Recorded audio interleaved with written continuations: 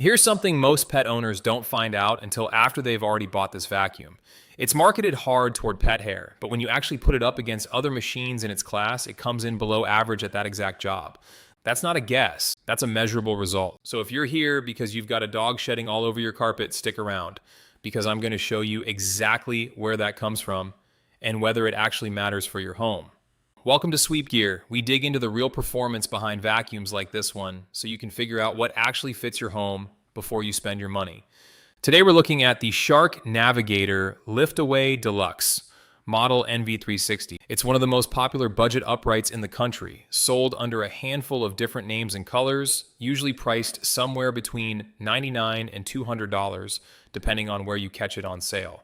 And with a name like Navigator Deluxe sitting right next to a Navigator Professional on the same shelf, it's easy to get confused about which one you're even looking at. We'll clear that up too. But first, let's talk about what this vacuum is actually built to do, because that matters more than the name on the box. At its core, this is a corded, bagless upright with a party trick. The top half, the motor and dust cup, pops right off the base with the push of a button. That's the lift-away part. Once it's off, you're holding a lighter, portable unit you can carry up a flight of stairs or use to clean off a couch instead of dragging a full-size vacuum behind you. If you've got a home with stairs or you're constantly cleaning stuff off furniture, that one design choice changes your whole cleaning routine. Now, the part everybody actually wants to know: does it clean? On carpet, yes, and better than you'd expect for the price. On low-pile carpet, it picked up 92% of debris, which beats the average for vacuums in this category. On thicker, high-pile carpet, that dropped to 62%, but that's still well above what similar vacuums typically manage. On hardwood floors, it did even better, pulling in 96% of debris, putting it near the top of its class for hard flooring. Here's where it gets interesting, though. Push the vacuum forward over something light like cereal or dry leaves, and it tends to shove the debris along instead of picking it up. Pull it backward over that same spot, and it grabs it just fine. Small habit to build, but if nobody tells you that, you'd swear something was wrong with the machine. Now back to that pet hair number from the start. On low pile carpet, it picked up 70% of pet hair and 50% on high pile, both a bit under the category average. And there's a reason beyond just suction. The brush roll has plastic guards running along it that make wrapped hair more annoying to clear out than on some newer designs. If you've got a heavy shedding dog and thick carpet throughout your house, that combination is genuinely this vacuum's weakest spot, and I'm not going to pretend otherwise. So why would I still tell some pet owners to consider it anyway? Because of what happens to the air it puts back into your room. This vacuum runs a fully washable HEPA filter setup, and when that filtration was put to the test, only 18 particles escaped back into the air. On the scale used to measure that, this rated excellent. For a vacuum in this price range, that's genuinely rare.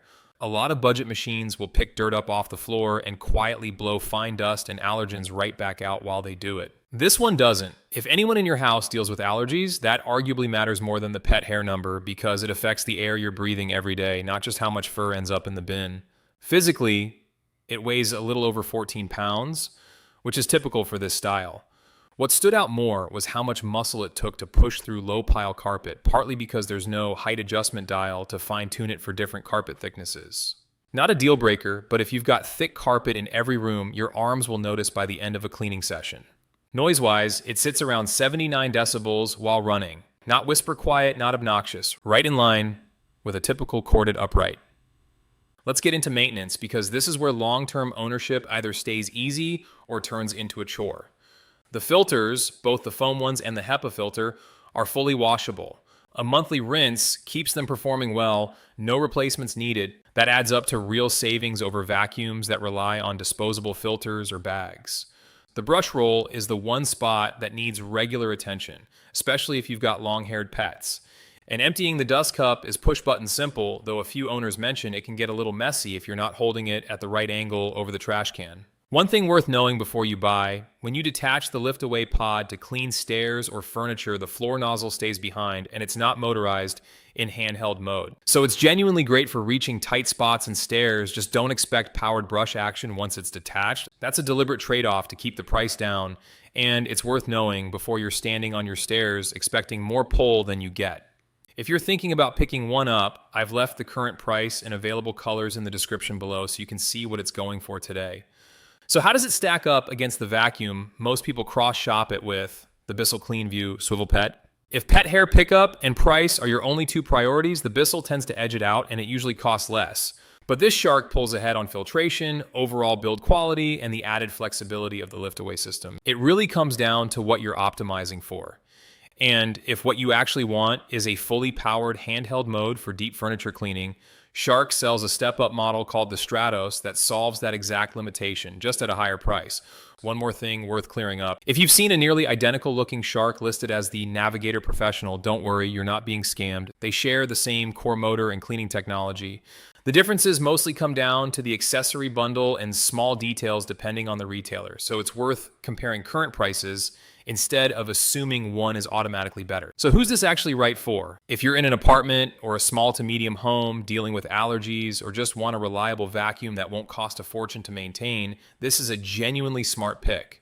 Owners who've had this exact vacuum for 7, 8, even 9 years report the motor holding up well, and replacement parts are cheap and easy to find if something eventually wears out, which says a lot about long-term value. If you've got a big house that needs more than 25 feet of cord reach, thick carpet in every room, or a heavy shedding pet and pet hair is your number one priority above everything else, I'd point you towards something more pet-focused, or at least go in knowing this isn't the strongest option in that specific category.